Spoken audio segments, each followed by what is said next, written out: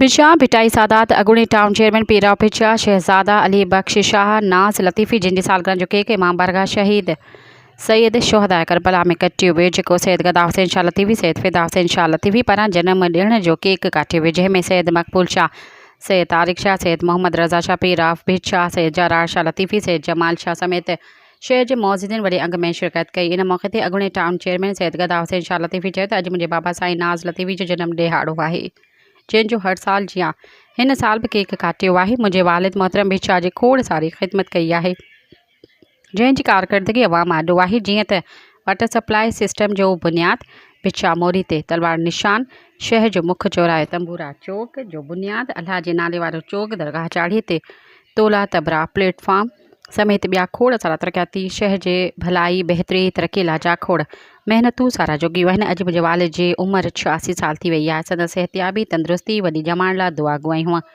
आख़िर में आयल मौज़िज़ महिमाननि जे बाने में डिनर जो अहतमाम कयो वियो। सब्सक्राइब कयो अवामी न्यूज़ HD खे ऐं ताज़ा तरीन ख़बरुनि लाइ ॾिसंदा रहो अवामी न्यूज़ HD।